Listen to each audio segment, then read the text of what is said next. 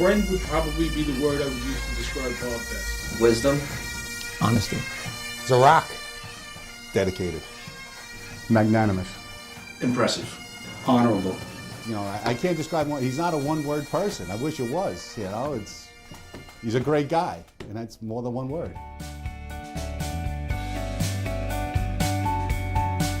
A couple of people have already told him that in front of me, that, you know, when they first came on, he was there to guide them and tell them what they, you know, to help them along, and they really mean it. It comes from the heart. Since day one, has been a mentor, a teacher, a good friend, confidant, and helps you to learn and reach your potential. I could always go to my dad for advice. With Bob, I could always go to Bob for advice, and he'd always give me the correct answer, steer me in the right direction. You'll always learn something from him. And then all I can remember from him is every time when I was new up here, I'd go to him, I go, Bob, somebody called and asked me this question. What do you think? He goes, well, here's the answer. And call them back and give them the right answer. I'm not going to call, you call me. That's how this thing works. So I learned that from Bob. Always call somebody back when they call you. We were just, you know, cops from the street or from a detail. We didn't know how to act or what to do as union people. He taught us that. What drives a person? He loves what it is that he does. You know, and it just makes you better, I guess, at what it is that you do every single day.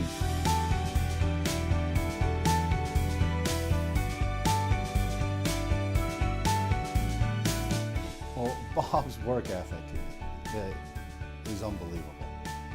I always pride myself of being the first person at this, you know, going to work or whatever, and you know, in my 32 years on the New York City Police Department, and since I've been up here, coming to work, Bob beat me every day. And a lot of times we're out on the street, we're dealing with rank and file sergeants, and they want an answer to a question, and I don't know the answer. I call Bob, whether he's working, which is most of the time, and you get the answer. I've had guys walk away with their mouth, their jaw hanging down to the floor, because they couldn't believe that somebody would be in the SBA office at 6 o'clock in the morning. And I'm convinced he's got some kind of lazy boy bed in his office. He works from 6 a.m. to 8 p.m. some nights. So, and he does it because he does it from the heart. He really cares about the members. Case in point, Sunday morning you'll hear beep. That'll be my email going off. It'll be Bob Ganley saying, call me in the office Sunday morning.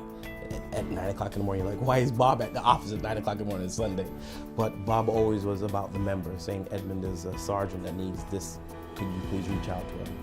He inspires everyone in the SBA to pick up that phone, to get that answer, because he does it. So I went to Bob and I said, Bob, is there something we could do for Staten Island? Because it's tough for the Staten Island sergeants to drive all the way out to Queens. Bob, on numerous occasions, came out to Staten Island, brought the board out, and came out on his own.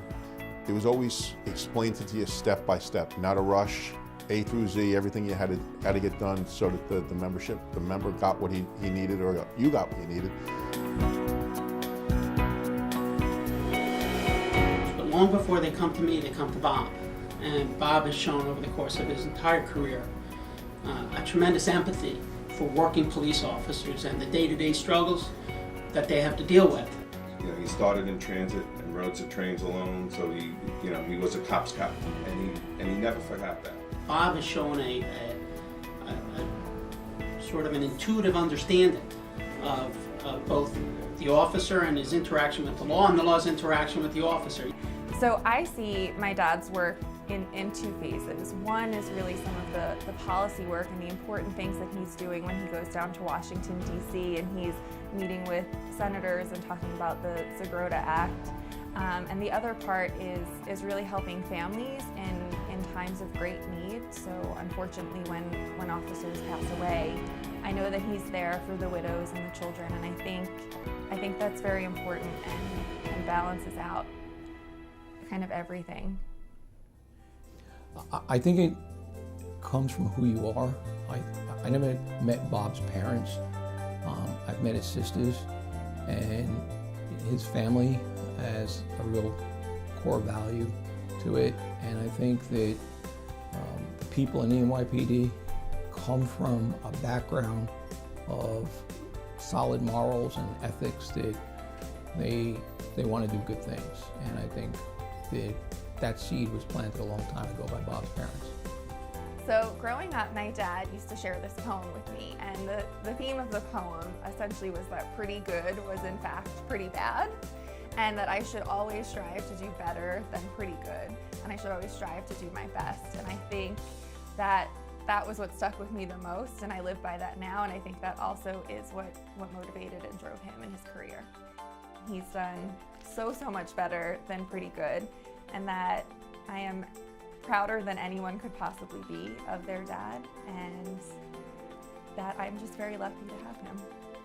I've been lucky. I've been with Bob for 20 years as a partner, and he's been an outstanding partner. And the truth of it is, I'm gonna miss you, Bob. You did a great job. Thank you.